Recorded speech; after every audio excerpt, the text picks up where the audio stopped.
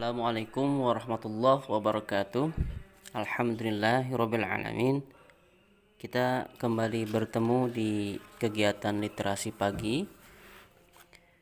Insyaallah kita akan lanjutkan pembahasan tentang atau kisah tentang sirah sahabat Nabi yang bernama Ali bin Abi Thalib. Ya. Sekarang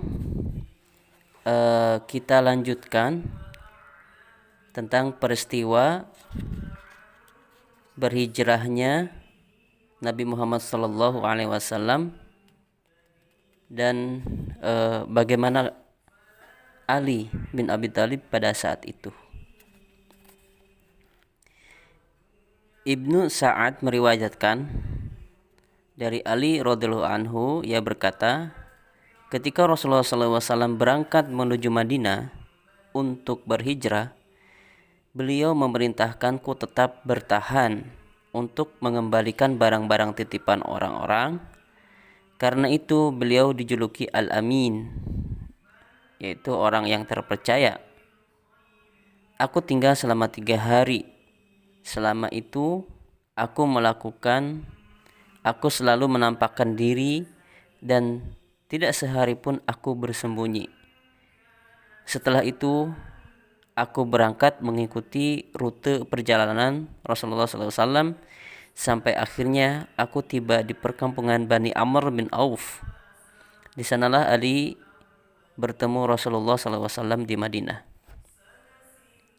Jadi teman-teman sekalian, setelah peristiwa kemarin disampaikan bahwa Ali bin Abi Thalib menggantikan tempat tidur atau menggantikan tidurnya Nabi SAW di tempat tidur Nabi Muhammad SAW, ya, menggantikan posisi tidurnya, gitu maksudnya, ya. Ketika Nabi SAW berhijrah, Ali bin Abi Thalib tidur di tempat tidur Nabi Muhammad SAW, ya, dimana pada saat itu kondisi sedang direncanakan pembunuhan terhadap Nabi kita Nabi SAW. Ya. Ali bin Abi Thalib sangat berani dan sangat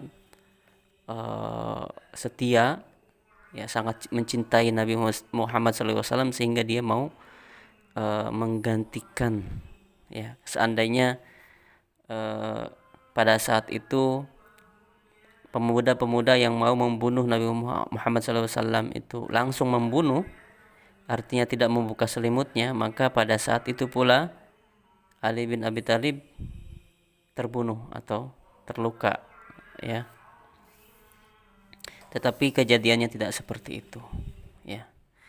Kemudian mengenai tadi yang disebutkan riwayat dari Ibnu Sa'ad bahwa Ali bin Abi Thalib menceritakan kisah dirinya ketika peristiwa itu, maka setiap hari, ya, Ali bin Abi Thalib tidak sembunyi, ya, tidak takut, tidak menyembunyikan dirinya setelah peristiwa pembunuhan tersebut, ya. Beliau malah beraktivitas seperti biasa, ya, menampakkan dirinya seperti biasa di lingkungan, ya. Kemudian bermuamalah, mengembalikan harta-harta yang dititipkan kepada Nabi Muhammad SAW melalui dirinya, ya. Maka setelah peristiwa itu Ali bin Abi Thalib dijuluki sebagai Al-Amin, ya, orang terpercaya. Jadi pada masa itu orang yang terpercaya setelah Nabi Muhammad SAW adalah Ali bin Abi Thalib, ya. Kegiatan atau aktivitas tersebut dilakukan Ali bin Abi Thalib selama 3 hari, ya. Kemudian setelah itu Ali bin Abi Thalib mengikuti Nabi Muhammad SAW hijrah ke Madinah, ya. dengan membawa ibunya dan putri Rasulullah SAW, ya, dengan membawa ibunya dan putri Rasulullah SAW. Jadi demikian, ya, Ali bin Abi Thalib menyusul ke Madinah. Kemudian peristiwa selanjutnya bahwa keistimewaan atau kecintaan Nabi Muhammad SAW terhadap Ali dapat digambarkan bahwa Nabi Muhammad SAW salat atau berdoa demi kesembuhan Ali bin Abi Thalib. Ya, hal ini diriwayatkan bahwa Ali radhiyallahu anhu berkata, "Aku sakit, lalu aku datang kepada Nabi SAW. Lalu beliau menempatkanku di tempat beliau. Beliau kemudian salat dan menutupkan ujung baju beliau kepadaku. Setelah itu beliau bersabda, 'Kau sudah sembuh, wahai Ali bin Abi Thalib. Kau tidak apa-apa. Tidaklah aku meminta sesuatu pun kepada Allah, melainkan aku meminta hal yang sama untukmu. Dan tidaklah aku meminta sesuatu pun kepada Allah, melainkan Ia pasti mengabulkan permintaanku. Hanya saja dikatakan kepadaku, tidak ada nabi setelahmu, wahai Muhammad.' Ali berkata, aku bangun seakan aku tidak sakit apapun." Ya. Jadi ini peristiwa ketika Ali bin Abi Thalib itu sakit. Kemudian datang kepada Nabi SAW. Nabi SAW mempersilahkan Ali bin Abi Thalib untuk tidur di tempatnya. Ya. Kemudian Rasulullah SAW sholat, berdoa kepada Allah. Kemudian mengusapkan ujung bajunya kepada wajahnya. Setelah itu, ya, ba'dallah, ya, Ali bin Abi Thalib sembuh. Ya. Kemudian pada masa Khalifah Abu Bakar radhiyallahu anhu, Ali mendukung keputusan Abu Bakar As-Siddiq, ya, yang berperang menumpas kaum murtad. Jadi pada waktu itu, setelah Nabi Muhammad SAW wafat, maka ditunjuklah khalifah, ya, atau pengganti dalam hal pengaturan masyarakat, ya, yaitu Khalifah Abu Bakar yang terpilih. Pada saat itu Abu Bakar Siddiq yang paling soleh, yang paling disegani, yang paling bijaksana di antara para sahabat yang lainnya. Dan Ali bin Abi Thalib, ya, yang waktu itu menantu sekaligus orang yang orang tahu bahwa Ali bin Abi Thalib sangat disayang oleh Rasulullah SAW, ya, tidak menunjukkan bahwa dia yang paling berhak, ya. Tetapi pada saat itu Ali bin Abi Thalib mendukung keputusan bahwa Abu Bakar As-Siddiq berperang atau Abu Bakar As-Siddiq sebagai khalifah yang pertama. Ya. Kemudian Ali bin Abi Thalib pun mendukung keputusan Abu Bakar As-Siddiq berperang menumpas kaum yang murtad. Karena setelah Nabi SAW wafat, itu banyak sekali orang yang murtad, banyak sekali orang yang keluar dari agama Islam. Dan pada saat itu pula program atau kegiatan yang pertama kali dilakukan oleh Abu Bakar As-Siddiq adalah menumpas kaum-kaum yang murtad. Kemudian ia tidak pelit untuk memberikan pandangan dan saran kepada Abu Bakar terkait hal-hal yang membawa manfaat bagi kaum muslimin. Ya, jadi Ali bin Abi Thalib sangat mendukung pemerintahan atau khalifah Abu Bakar Siddiq. Ali bin Abi Thalib mencintai Abu Bakar dan berkata, Nabi SAW memerintahkan Abu Bakar mengimami orang-orang sementara aku hadir. Untuk itu kami meridhoi sesuatu untuk agama kami, seperti yang Nabi SAW meridhoi untuk agama kami. Ya, jadi sekali lagi Ali bin Abi Thalib sangat mencintai Abu Bakar Siddiq dan para sahabat yang lainnya.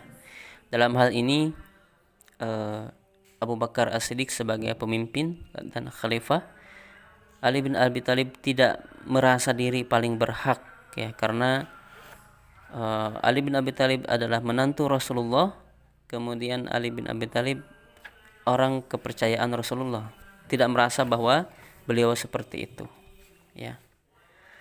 Kemudian cinta di antara para sahabat seperti ini telah tertanam di jiwa mereka sejak Rasulullah SAW, ya. Dan kita tidak bisa membayangkan tidak bisa bayangkan atau kita tidak kita bisa bandingkan bagaimana peristiwa pada saat itu dengan sekarang, ya. Tidak bisa dibandingkan bahwa cintanya para sahabat di antara mereka itu melebihi segala-galanya, ya, melebihi segala-galanya. Jadi jabatan itu sangatlah remeh buat mereka, ya, buat para sahabat. Ya, tidak mungkin seperti sekarang yang pengen dipilih, maka dia harus pengen dipilih jadi pemimpin, dia harus sibuk-sibuk untuk mencari simpati kepada masyarakat atau teman-teman dan seterusnya. Di antara para sahabat Nabi SAW, ya, cinta kepada sahabat sesama muslim, ya, sahabatnya itu melebihi dari segala sesuatu, ya. Tidak terpengaruh dengan jabatan ataupun harta, begitu. Karena begitulah yang ditanamkan oleh Rasulullah SAW ke dalam jiwa-jiwa mereka, ya. Anas bin Malik radhiyallahu anhu berkata, suatu ketika Rasulullah SAW duduk di masjid dikelilingi para sahabat. Lalu Ali bin Abi Thalib radhiyallahu anhu datang dan mengucapkan salam. Kemudian ia berdiri dan mencari tempat untuk duduk. Rasulullah SAW melihat wajah para sahabat. Apakah di antara mereka yang akan memberikan tempat duduk untuk Ali? Siapakah di antara mereka yang akan memberikan tempat duduk untuk Ali? Saat itu Abu Bakar duduk di sebelah kanan Rasulullah SAW. Lalu Abu Bakar menjauh dari tempat duduknya dan berkata, silahkan duduk di sini wahai Abu Hasan. Ya. Jadi Ali bin Abi Thalib itu namanya selain Ali bin Abi Thalib yaitu Abu Hasan. Ya, karena anak pertama laki-laki namanya siapa? Hasan. Ya. Anak laki-laki yang pertama namanya Hasan, makanya panggilannya Abu Hasan. Kalau anak laki-lakinya namanya Fahmi, maka namanya Abu Fahmi. Ali kemudian duduk di antara Rasulullah SAW dan Abu Bakar. Lalu kami melihat kegembiraan di wajah Rasulullah SAW. Beliau berkata, hanya orang mulia saja yang mengetahui kemuliaan orang-orang mulia. Nah, di sini tergambar bahwa kerendahan hati, kecintaan di antara para sahabat Rasulullah SAW, ya.